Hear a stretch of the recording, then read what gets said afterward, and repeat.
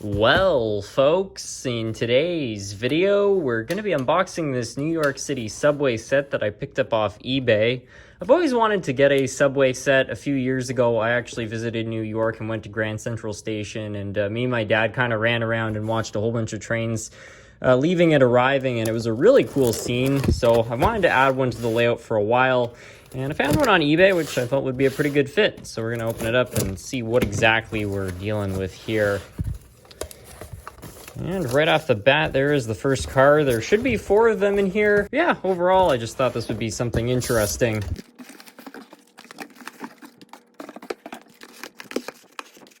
So here they all are. We've got 2 powered units and 2 unpowered units. Overall, they look to be in good shape. I think these were probably released a few years ago. They were actually sold by Lifelike, which is now part of Walters. Anyways, it says right here, the R17 class of cars was one of the first of 3 fleets purchased in the mid-1950s to replace many of the pre-World War II interborough rapid transit cars. There were 400 cars in this class, all built by St. Louis Car Company. Among these cars were 6800, 6809, which had air conditioning when delivered. The air conditioning experiment was considered a failure, and the cars were refitted with the standard Axiflow fans as the practice. The electrical components were split between General Electric, and those were on cars, I guess, numbers 6800 and 6699, and Westinghouse Electric. The cars came equipped with low running lights at the ends. In 1957, headlights were added to the cars. During the course of their careers, 2 cars were wrecked, and in 1957, 3 cars were destroyed by a fire. The last car was removed from service February 29th, 1988. So there you have it. Now let's get these things out of the box and see what they're all about.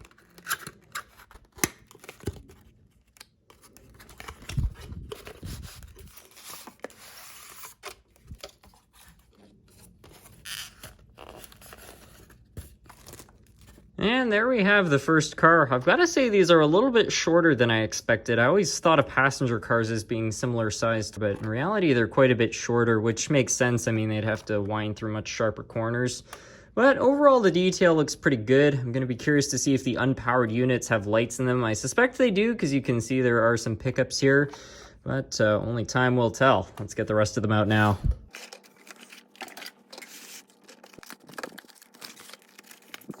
Here we've got the powered unit. It looks practically identical to the unpowered unit, but it does have a considerable amount of extra weight. It does seem to be all-wheel drive as well, so that's good to see.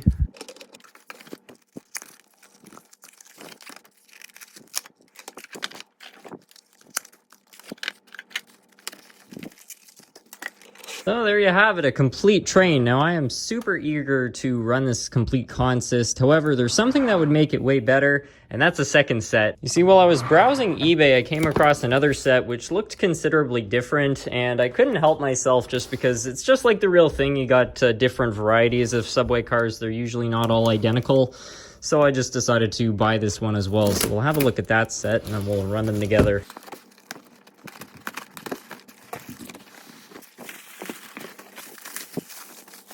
And this set right here appears to be brand new, and these are of course the Redbird cars. They have one of these at the Seashore Trolley Museum in Maine. I've seen it a couple times. Apparently it still operates. It's certainly something I'd love to see in person at some point. But anyways, I just thought it'd be nice to get a second set. So let's get these ones out and see how they compare.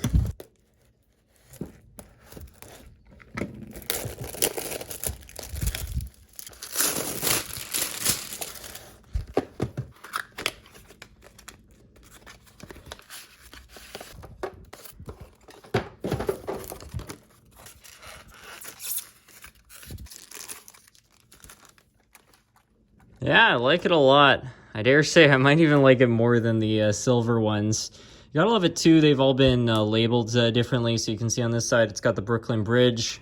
On the other side, we got Penn Bay Park. I'm sure I'm not pronouncing that right. And I noticed too on these cars, you've got Grand Central as well as Times Square. So just a nice little detail.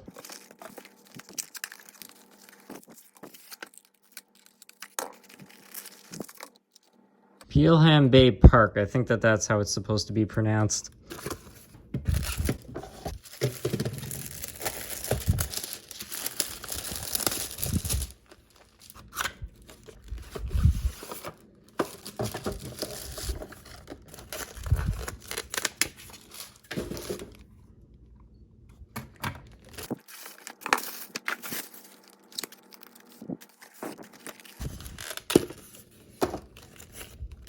Well, with these things all out of the box, I think we can set them all up on the track and take them for a little spin around the layout. I think I'll start off with the silver cars and then add the red cars on second. We'll run the two trains separately and then maybe run them together or mix them up a little bit. I don't know, but we'll play around with it and just kind of see what works.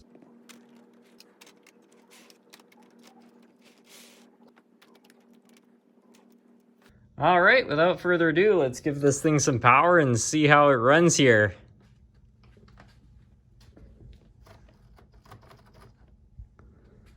That's kind of weird. We've got current draw, but it's not going. Huh. Let's try quickly testing this thing out on its own. It's possible this has been sitting for a while. Yeah, you can hear the motor humming. It's definitely getting power, but it doesn't want to go. Huh, seems like we've got a seized locomotive right out of the box. That's not so great. So this is something I've only seen a couple of times before on a brand new locomotive, which is that if it's been sitting in the box for a long time, there's always a chance that the lubricants have dried out and it seized the entire drive, which I'm suspecting has happened here. So I'm going to do something kind of unwise and I'm going to open it up. This basically means now that I can't return it, and the seller did claim that it was a runner, but I think I'll take my chances because if it is that problem, it shouldn't be too hard to fix. I wouldn't necessarily recommend doing this, but I'll take my chances.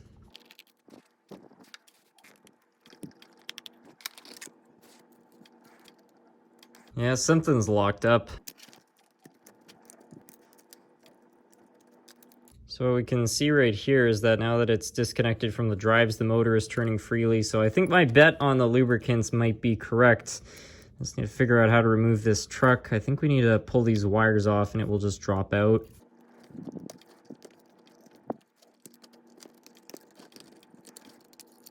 Oh, that's interesting. That one's not seized. Neither is that. Now I'm really confused. Was it just something here? Oh yeah, it's this bearing. This inside one turns just fine, but the one on the outside here is almost completely locked up. These ones are both turning fine, so I think some moisture or something must have got in here and just seized this up. That's very weird. I've never seen that before. I was almost sure it was going to be the lubricants, but that would appear to be our problem. So just turn it manually here. I'm feeling this start to free up. We'll try to pull it off there and just clean up everything. Yeah, you can see where the moisture got in. All right, I got all the oxidation off that, so it should be turning okay now. We'll add a little bit of fresh oil. We'll see if we can get that thing fully freed up. It looks like it's turning pretty well. Certainly a lot better than it was. All right, well, I'm pretty happy with how that's turning, so I think we'll just throw a little bit of fresh oil in here for now and get it all wired back up and actually go test this thing.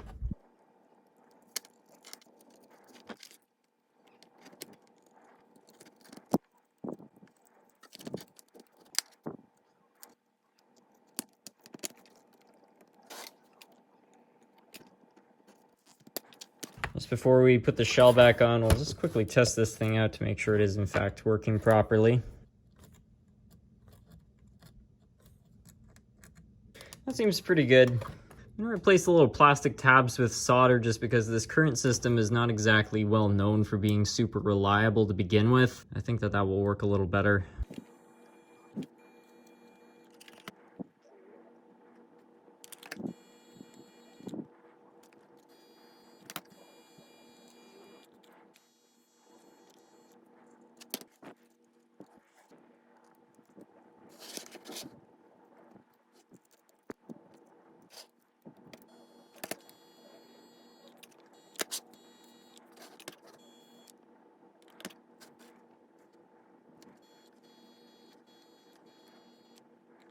All right, well, I'm a lot happier with how that's all looking, so I think at this point we can throw the shell back on and actually take this thing over to the track for a true first test run. Okay, let's see if that made any difference.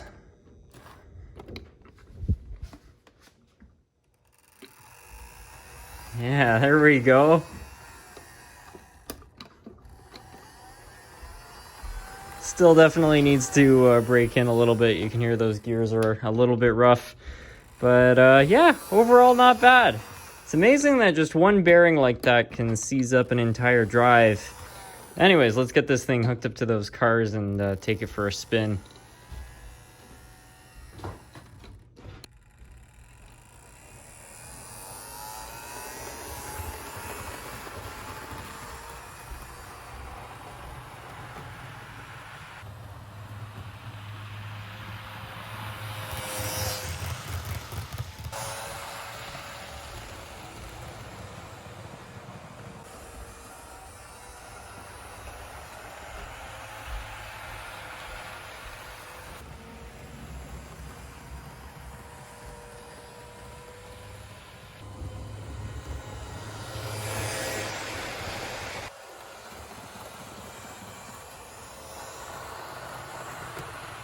I'm overall quite happy with how this thing's running. It certainly has quieted down a little bit, but why don't we go ahead and set up the Redbird now.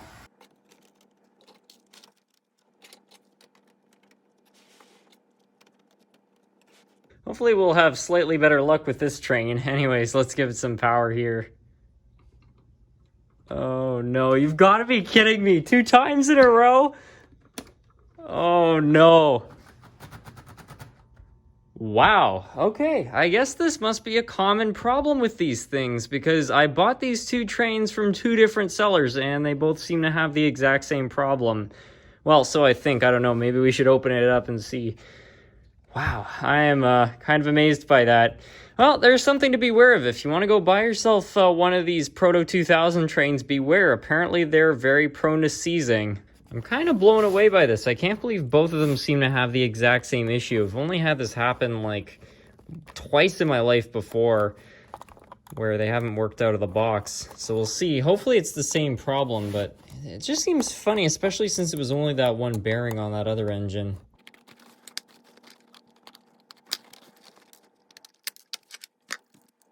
I'll be darned, it's like deja vu. And wouldn't you know it, it's the same bearing. It's on the same side. Wow. See, just like the other one, the one on the inside's fine, but this one on the outside's almost completely locked up. That is so strange. And just like the other one, the ones on the other side are fine. This is so confusing. I wonder why they would only fail on one side, same outer bearing. Yeah, it's turning perfectly. So is that. Motor's not locked up, so it really is just that same little bearing.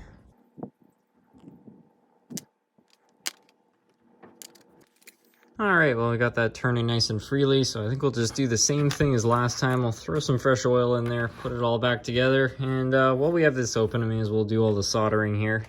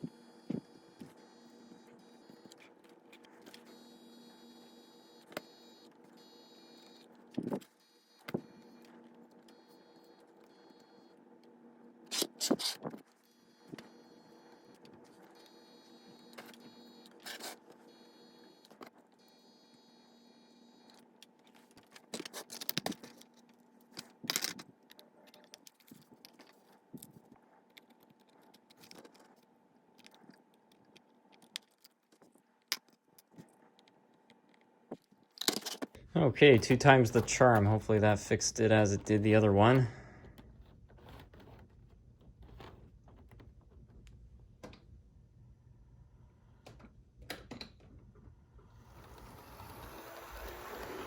Yeah, that runs pretty well. It's definitely a lot quieter than the other. Alright, very good.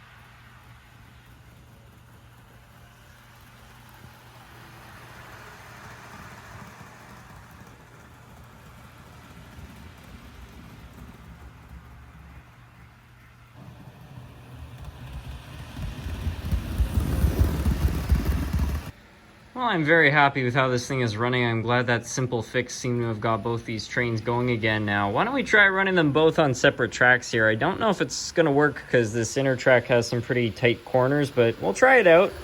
Well, now we've really got a bit of that New York hustle and bustle going on, and apparently the subway cars can handle the dodgy track here, so that's pretty cool. I mean, it makes sense. They're not too long, but I was still wondering if it was going to be a little bit too rough, but apparently not. They just go right on through, so that's pretty cool.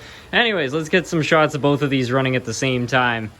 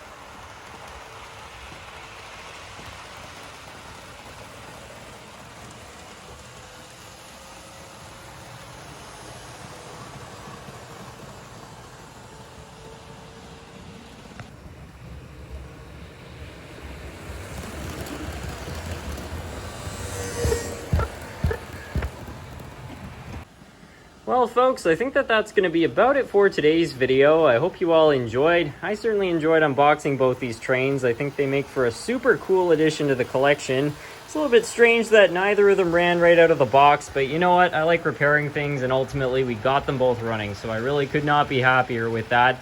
I think these things are going to make for some popular additions to future live streams, things like that, for many years to come.